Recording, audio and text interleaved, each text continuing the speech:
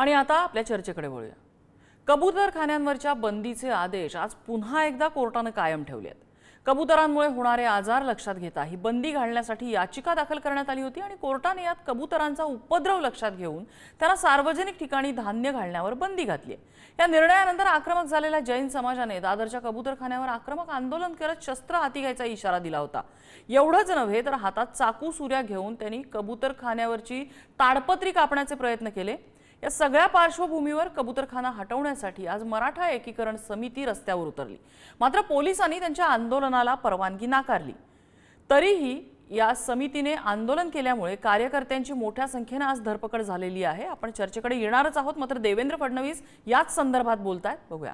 विनाकारण 1988 साली घेतलेला निर्णय आणि आज मात्र त्याच्यावर अशा प्रकारे वादंग तयार करायचा जणू काय आमच्या सरकारने निर्णय घेतला आणि काही लोक तर इथपर्यंत पोहोचले की ते शाकाहारी खाणाऱ्यांना नपुंसक म्हणायला लागले, इथपर्यंत लोक पोचायला लागले। हा मूर्खपणा बंद केला पाहिजे। अशा प्रकारे शाकाहारी, नपुंसक, मांसाहारी हे ज्याला जे खायचं तो ते खातो। आपल्या देशात जे काही संविधानाने अलाव केलंय ते प्रत्येकाला जगण्याचा अधिकार आहे। आमच्या सरकारने घेतलेला हा निर्णय नाही, हा जुन्या सरकारनेच घेतलेला निर्णय आहे। सर मीट बैंक को लेकर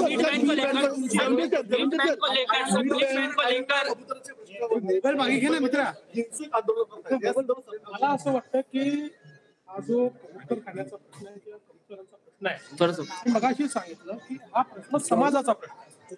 लोकांचं स्वास्थ्य, आरोग्य हे अत्यंत महत्वाचं आहे। आरोग्याशी कॉम्प्रोमाइज करता येत नाही, सोबत आस्था देखील आहे।